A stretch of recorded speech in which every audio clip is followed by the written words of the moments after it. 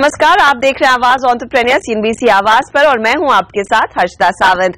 यहीं पर अगले आधे घंटे में हम आपको बताएंगे क्या हलचल चल रही है भारतीय स्टार्टअप इकोसिस्टम में। यहां बिजनेस शुरू करने से लेकर उसे कामयाब बनाने के हर पहलू पर भी होगी हमारी नजर, ताकि आप भी ऐसी स्टार्टअप स्टोरीज देख इंस्पायर हो अपना खुद का बिजनेस शुरू करने के लिए। 2 साल पहले जहां फैशन मार्केट प्लेस पर मिल रही वैरायटी को देखकर कंज्यूमर दंग थे, वहीं अब चुनिंदा प्रोडक्ट के पोर्टल पर भीड़ जम रही है। ये क्षेत्र ही ऐसा है जहां चुटकियों में ट्रेंड बदलते हैं। फैशन की दुनिया में बदलते ट्रेंड से वाकिफ रहना अब आसानी से मुमकिन बनाया है दिल्ली की ही स्टार्टअप रोपोसो ने। मयंक भांगड़िया, अविनाश सक्सेना, कौशल शुभांग के इस फैशन क्यूरेटर नेटवर्क की क्या है कॉन्सेप्ट, आइए देखते हैं। ऑनलाइन शॉपर्स के लिए फैशन मार्केट प्लेस जैसे Snapdeal, fashion and you, Craftsvilla कुछ समय पहले तक बोनस की तरह थी, लेकिन अब जैसे जैसे ई कॉमर्स साइट्स की तादाद बढ़ रही है, प्रोडक्ट्स की वैरायटी देखकर ग्राहक चकरा जाते हैं। अपनी पसंद का प्रोडक्ट ढूंढने में वक्त और इंटरनेट जाया तो होता है और कंफ्यूजन बढ़ने का खतरा बना रहता है। ऐसे में काम आते हैं फैशन क्यूरेटर्स। ये ऐसी स्पेशलाइज्ड साइट्स हैं जो आपके लिए मौजूदा चॉइस में से कुछ सटीक ऑप्शन तलाश कर लेते हैं। स्टार्टअप रोपोसो ऐसा ही एक फैशन क्यूरेटर है। 2013 में आईआईटी दिल्ली के 3 दोस्तों ने इसकी शुरुआत की। जो रोपोसो का जो सेंट्रल पॉइंट है वो ये है कि लोग एक दूसरे से इंस्पायर होते हैं, ठीक है, और वही तरीका सबसे अच्छा तरीका है टू डिस्कवर न्यू थिंग्स, कि आप नई चीजें कैसे देख सकते हैं, वो दूसरे लोगों के स्टाइल से ही सीखते हैं।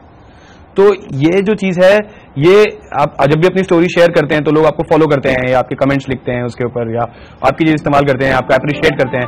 ऐसे करते करते आपका एक नेटवर्क बनता जाता है। रोपोसो फेसबुक या ट्विटर जैसा एक फैशन सोशल नेटवर्क है जहां आप लोगों से जुड़ते हैं, वो क्या पहन रहे हैं, क्या फैशन में है और ब्रांड्स क्या नया लेकर आ रहे हैं, ये सब यहाँ पता चलता है। इस प्लेटफॉर्म पर ग्राहक अपना प्रोफाइल बनवा सकते हैं, साथ ही जिनका स्टाइल पसंद हो ऐसे लोगों को फॉलो कर सकते हैं। आम यूजर्स के साथ इस नेटवर्क में सेलिब्रिटीज, फैशन ब्लॉगर्स, ब्रांड्स और डिजाइनर्स भी हैं। इनके टिप्स से आपका फैशन स्टाइल लेटेस्ट रहता है। यहाँ फैशन इंस्पिरेशंस मिलती हैं और हर इंस्पिरेशन को खरीदारी में तब्दील किया जाता है। रोपोसो एकदम ओपन प्लेटफॉर्म है जहाँ पे 15 लाख यूजर्स हैं, वो अलग अलग प्रकार का कंटेंट डालते हैं। सो कई लोग अपनी सेल्फीज डालते हैं, जब भी वो एक नया ड्रेस ट्राई कर रहे होते हैं तब वो डालते हैं। एक दूसरे प्रकार का जो कंटेंट रोपोसो पे काफी आता है वो होता है प्रोडक्ट की लिस्ट। सो कई यूजर्स अपने प्रोडक्ट शॉर्टलिस्ट करके लिस्ट में बना के पोस्ट करते हैं। सो दूसरे यूजर्स उसको देख पाते हैं कि ये कैसे क्या प्रोडक्ट्स आजकल ज्यादा चल रहे हैं। ट्रेडिशनल ई कॉमर्स प्लेयर्स की तरह कंपनी खुद कोई प्रोडक्ट नहीं बेचती, ये यूजर्स को दूसरी वेबसाइट पर डायरेक्ट कर देती है जहां से यूजर खरीदारी कर सकता है।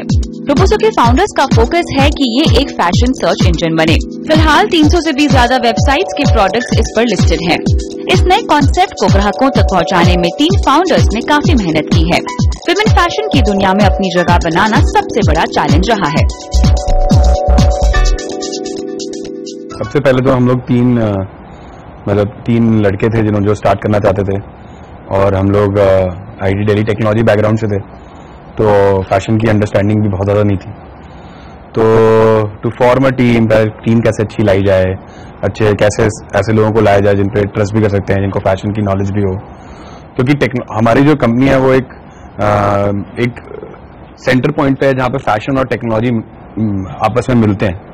तो हमारे पास टेक्नोलॉजी की तो समझ थी और टीम थी, कैसे कंपनी चलानी उसकी भी थोड़ी बहुत समझ थी, लेकिन फैशन की समझ बहुत ही कम थी। तो धीरे धीरे करके वो वाली टीम आने लगी, हम भी थोड़ा फैशन सीखने लग गए उन लोगों के साथ रह के, और कैसे टेक्नोलॉजी और फैशन को साथ में ला सकते हैं। ये एक बहुत बड़ा चैलेंज था और ये धीरे धीरे करके हम अभी भी सीख रहे हैं, इसको धीरे धीरे करके ओवरकम करते जा रहे हैं। रोपोसो पर यूजर्स अपने सवाल पूछ सकते हैं। फैशन से जुड़ी हर जानकारी यहाँ मिलती है। सवालों के जवाब फैशन एक्सपर्ट या ब्लॉगर्स देते हैं। रोपोसो जैसा प्लेटफॉर्म सोशल इसीलिए है क्योंकि ये एक यूजर को, फैशन एक्सपर्ट को, डिजाइनर या ब्रांड को एक दूसरे से जोड़ता है। इसका एक अच्छा उदाहरण है अंकिता, जिन्हें ये समझ नहीं आ रहा था कि वो अपनी बहन की शादी में क्या पहने। अंकिता की इस समस्या को सुलझाया सुखनीत वाधवा ने।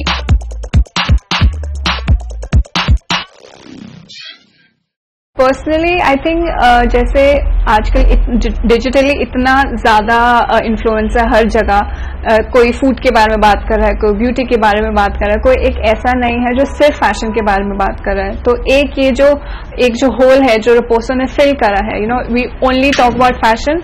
सो यस, एज अ ब्लॉगर एक बहुत ही अच्छा प्लेटफॉर्म है where I get to meet everyone and tell people what I से।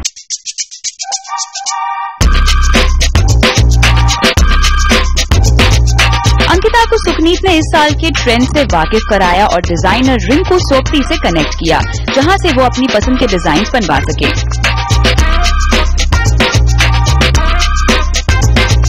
कंज्यूमर बेस बढ़ाने के लिए, और क्योंकि ये फैशन रिलेटेड है और बहुत सारे यंगस्टर्स इसको फॉलो कर रहे हैं and it is the right platform, क्योंकि बहुत सारे यंगस्टर्स आपको देखते हैं और बहुत सारे ऐसी जगहें हैं जहां आप नहीं पहुंच सकते हो। सो एक उनके लिए भी एक वो लोग हमें डिस्कवर करते हैं, हम लोग नए discover we find new discoveries in it. I think it's it goes both ways, helping us as designer and helping the clients also to discover new designers. Roposo की शुरुआत करने में 40 लाख रुपए लगे, जो फाउंडर्स ने अपनी ओर से लगाए। आज रोपोसो पर 15 लाख यूजर्स हैं और इस साल के अंत तक इनका टारगेट है इस यूजर बेस को 50 लाख तक ले जाना। फैशन का जो मार्केट है अभी 60 बिलियन का है। ये इंक्लूड करता है सारे स्टोर्स जो मॉल्स में देखते हो आप, ऑनलाइन वेबसाइट सबको। तो अभी हम ऑनलाइन को पूरी तरह से कवर करते हैं, इसके बाद हम ऑफलाइन स्टोर्स को भी कवर करना चाहेंगे। तो सारे यूजर्स, अभी यूजर बेस हमारा कम है, अभी हम 15-20 लाख पे हैं, हमें 2-3 करोड़ तक जाना है, तब हम इस मार्केट का एक हिस्सा ले पाएंगे 1-2% का। तो 1-2 साल तक तो यही जर्नी हमारी चलेगी। कंपनी को हाल ही में टाइगर ग्लोबल से $15 मिलियन और इंडिया कोशन से 2 करोड़ 85 लाख की फंडिंग मिली है। ये एक बड़ा संकेत है कि रोपोसो जैसे क्यूरेटर फैशन स्टार्टअप ब्रांड्स के लिए सेल्स और कंज्यूमर रीच बढ़ाने का एक जरिया बन रहे हैं। ईशा शर्मा, दिल्ली। यहाँ लेंगे एक छोटा ब्रेक, आप बने रहिए CNBC आवाज के साथ।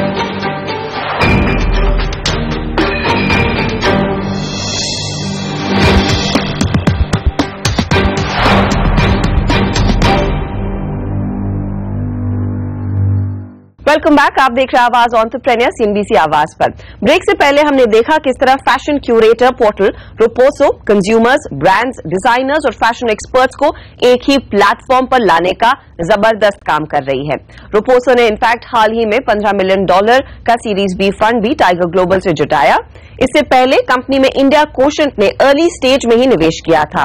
तो क्या है पोटेंशियल इस नीश कारोबार का, इसी पर बात करने के लिए हमारे साथ हैं इंडिया कोशेंट के मधुकर सिन्हा। मधुकर, स्वागत है आपका। आप एक अर्ली स्टेज इन्वेस्टर हैं रोपोसो में, इनफैक्ट पहले लोग जिन्होंने इस कंपनी के पोटेंशियल को आइडेंटिफाई किया।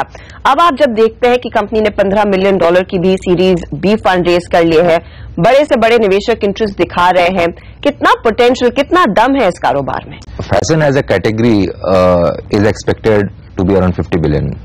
तो उसमें एक बड़ा हिस्सा वुमेन फैशन होगा, ऑलरेडी है। सो हमें लगता है कि अभी तो ये शुरुआत है और Roposo as a market leader इस $50 बिलियन के मार्केट में एक साइजेबल चंक हासिल कर सकता है। एंड जो रिस्पांस अभी तक मिला है वो बहुत अच्छा है और सारे इंटरनेशनल इन्वेस्टर्स और बहुत सारे इन्वेस्टर्स इसमें इंटरेस्ट दिखा रहे हैं, which is promising and it is good. Roposo ने फिलहाल जो अपना मार्केट बनाया है वो 16 से 35 साल की महिलाओं के बीच रखा है। क्या आपको लग रहा है, और प्राइमरीली मेट्रोज में इसका चलन काफी ज्यादा बढ़ रहा है, अब भी अपने दायरे को कैसे बढ़ाएंगे, कैसे अपने बिजनेस को टियर 2 शहरों में ले जाएंगे? क्या आपको लग रहा है वहां पर भी उतने ही टेकर्स होंगे इस प्रोडक्ट के? डेफिनेटली। अगर आप देखें कि स्मार्टफोन का पेनिट्रेशन बढ़ते जा रहा है, सो शायद 1.5 साल पहले तक इंटरनेट स्मार्टफोन पे सिर्फ मेट्रोपॉलिटन सिटीज में थे, लेकिन अभी इंटरनेट एक्सपैंड करते जा रहा है और अभी आप देखेंगे 4G भी आएगा तो वो स्पीड और बढ़ा देगा और सस्ता भी कर देगा। तो हम देख रहे हैं कि एक तो स्मार्टफोन का पेनिट्रेशन बढ़ रहा है, दूसरी तरफ अगर आप एंटरटेनमेंट इंडस्ट्री को देखें तो मूवीज, सोप्स, इनका जो पेनिट्रेशन है वो बहुत डीप है। टायर 2, टायर 3, टायर 4 सिटीज में भी सभी लोग बड़े चाव से सीरियल्स देखते हैं, और जो नए नए स्टाइल्स जो आते हैं लोग उसको फॉलो करते हैं। सो रोपोसो इस सेगमेंट में बहुत इजीली फैशन को डिस्ट्रीब्यूट कर सकता है, और उससे क्या होगा कि सारे जो टायर 2, टायर 3, टायर 4 सिटीज के लोगों को भी पता चलेगा कि क्या हो रहा है, मतलब किस तरह के ड्रेसेस स्टाइल में है, और उस तरह की डिमांड आएगी और इससे काफी फायदा होगा उन लोगों को। इनफैक्ट जो कोर ई कॉमर्स प्लेयर्स थे फैशन में, चाहे वो मिंत्रा हो, जो बोंग हो, उन्होंने कोशिश की थी कि वो विजुअल इंटरफेस अपनी वेबसाइट पर देने के लिए। अब रोपोसो एक शायद प्लेटफॉर्म दे रहा है जहां पर एक पर्टिकुलर यूजर दूसरे यूजर से बात कर सकता है, उनसे भी ट्रेंड के इंसाइट्स ले सकता है। वो कितना इंपॉर्टेंट है फैशन इंडस्ट्री में, और क्या आपको लग रहा है फिर कई सारे प्लेयर्स के लिए मार्केट है? डेफिनेटली मार्केट बहुत बड़ा है और more than one players exist कर सकते हैं, but since it is also a network game, तो इसलिए एक प्लेयर बहुत बड़ा होगा, तो जो भी सक्सेसफुल होगा वो अच्छा खासा मार्केट शेयर कमांड कर सकता है। मुझे ये बताइए कि फिलहाल महिलाओं के फैशन पर ही फोकस है, क्या आपको लग रहा है इसी तरह का मॉडल मेंस कैटेगरी में भी आ सकता है? क्योंकि कुछ कंपनियों ने ट्राई किया, दे डिडंट रियली सक्सीड, तो इसको और एक्सेसिबल, ज्यादा लार्जर स्केल पर कैसे बनाया जाए? क्या आपको लग रहा है गोइंग फॉरवर्ड, अब फैशन की हम बात करें, शायद ये होम डिकॉर में इस्तेमाल किया जा सकता है, जहां पर लोगों को इनपुट्स चाहिए होते हैं जब भी आप कुछ स्टाइल करें? फ्यूचर में तो पता नहीं क्या क्या इंक्लूड हो सकता है, बट जो मेन वाले जो कैटेगरी की बात है, आई थिंक विमेन का एक women are early adopters of fashion, so therefore the focus is on women, and I think it will remain for some time before they, जब तक एक क्रिटिकल मास नहीं बन जाता है, जब नेटवर्क इफेक्ट आने लगेगा, उसके बाद मेंस में भी करेंगे। तो जब आप इस तरह की स्टोरीज आइडेंटिफाई करते हैं, जब आपने रोपोसो में एज एन अर्ली इन्वेस्टर पैसे लगाने के बारे में सोचा, क्या देखा? क्या आपको मॉडल अच्छा लगा, या फिर टीम के पीछे जो पैशन था, उनमें जो बिजनेस की समझ थी वो एक्साइटिंग था? जब हमने इन्वेस्ट किया तब बिजनेस तो नहीं था, तो उस समय तो टीम थी, सो हमें टीम बहुत अच्छी लगी और टीम बहुत पैशनेट थी, टीम का बहुत क्लैरिटी था कि वो क्या क्या करना चाहते हैं, so that was very important for us, that they were very clear about what they wanted to do. तो अगर इसी तरह का बिजनेस लेकर कोई और कंपनी आपको अप्रोच करती है फॉर गाइडेंस, आप उनको क्या सलाह देंगे? कैसे इस मार्केट में एक सक्सेसफुल मॉडल खड़ा किया जा सकता है? वो 2-3 चीजें क्या है जो कोर होनी चाहिए इस बिजनेस में? पहले तो गैप आइडेंटिफाई करना बहुत इंपॉर्टेंट है कि आप क्या प्रॉब्लम सॉल्व कर रहे हो, सो और वो gap, if you are talking about the context being venture funded business, right, so वो गैप काफी इंपॉर्टेंट होना चाहिए और उसका मार्केट बहुत बड़ा होना चाहिए।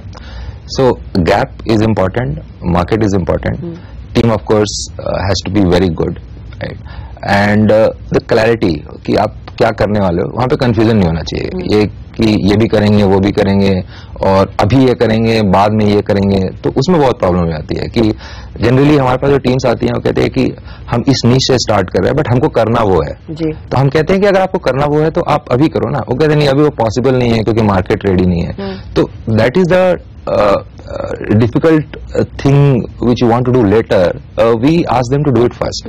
सो ये 3 चीजें बहुत इंपॉर्टेंट होती हैं। अब रोपोसो के जरिए आपने फैशन इंडस्ट्री और कंज्यूमर बिजनेस में ऑफकोर्स पैसे लगाने शुरू किए, इसके अलावा हेल्थ है, टेक्नोलॉजी है, इंडिया कोशेंट के लिए अब इस समय कौन से वो प्राइम एरियाज है जहां पर वो पैसे लगाने को तैयार है? सो हम लोग सेक्टर एग्नोस्टिक हैं, so we are basically pure play consumer businesses, any business which is directly serving the consumer, हम लोग उसमें इन्वेस्ट करते हैं। और हमारा पिछले साल भर से फोकस हैज बीन स्मार्टफोन की, स्मार्टफोन ड्रिवन बिजनेस होना चाहिए, क्योंकि हमने देखा है कि अगर आपको स्केल ज्यादा लोगों तक पहुंचना है, ऑलमोस्ट सभी तक पहुंचना है, तो स्मार्टफोन ही एक जरिया रह गया जहां से आप पहुंच सकते हैं इकोनॉमिकली, अदरवाइज बहुत महंगा पड़ जाता है, आप टीवी एडवर्टाइजमेंट और बहुत महंगा हो जाता है। तो मोबाइल एक अच्छा जरिया है जिससे आप काफी लोगों तक पहुंच सकते हैं और अपना प्रोडक्ट लोगों तक पहुंचा सकते हैं, ब्रांड बना सकते हैं। सो हमारा सेक्टर एग्नोस्टिक है, हम लोगों ने फैशन से लेकर के हेल्थ, एजुकेशन, फूड हमारा अच्छा एरिया रहा है, यहाँ पे हमने फूड में इन्वेस्ट किया है. सो फैशन में हमने रोपोसो, फैब बैग, बेलीटा, ये हमारे फैशन में इन्वेस्टमेंट्स हैं, विमेन फोकस्ड इन्वेस्टमेंट्स. फूड में हमारे होला शेफ, फ्रेश और मेरे पार्टनर आनंद दुनिया ने पहले फासोज में as a angel investor invest किया. तो फूड में हमारा एक्सपीरियंस है. लेटली हमने देखा है कि काफी सारे बिजनेस मॉडल हेल्थ केयर और एजुकेशन में निकल के आ रहे हैं. तो अभी हमारे नए फंड से जो कि हमने अभी कुछ दिन पहले क्लोज किया है, उसमें हम लोगों ने 2 इन्वेस्टमेंट्स हेल्थ केयर पे किए हैं और कुछ एजुकेशन में डील्स आ रही है. सो health care education deal flow काफी बढ़ रहा है. लेकिन बॉटम लाइन यही है कि वो कंज्यूमर मतलब हम लोग, चूंकि हमारा जो फंड स्ट्रेटजी है कि हम कंज्यूमर को डायरेक्टली अप्रोच करना चाहते हैं. सो वी डोंट think कि a team which is building something which they have to sell. So we don't want to sell anything. You have a product, you put it out there for the consumers. If they like it, they will use it. And we want to market. We don't want to sell. So any business which has a selling element, we are slightly wary of it. Yeah. बहुत बहुत शुक्रिया Madhukar. Pleasure having you on the show. इसी के साथ हम लेंगे एक छोटा सा ब्रेक, लेकिन आप बने रहिए CNBC आवाज के साथ.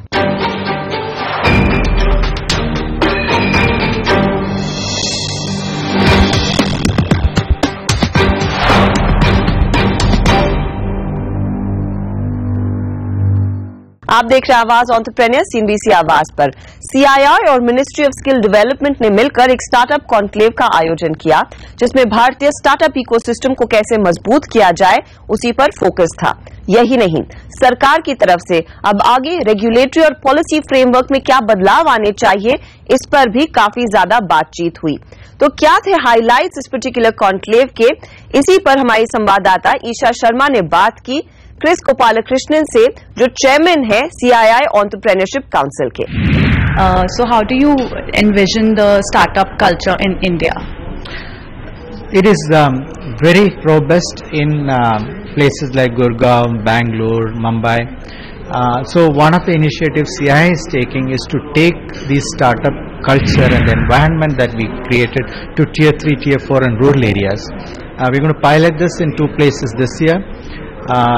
One being in Andhra Pradesh, and hopefully from that we will be able to expand this further in the future.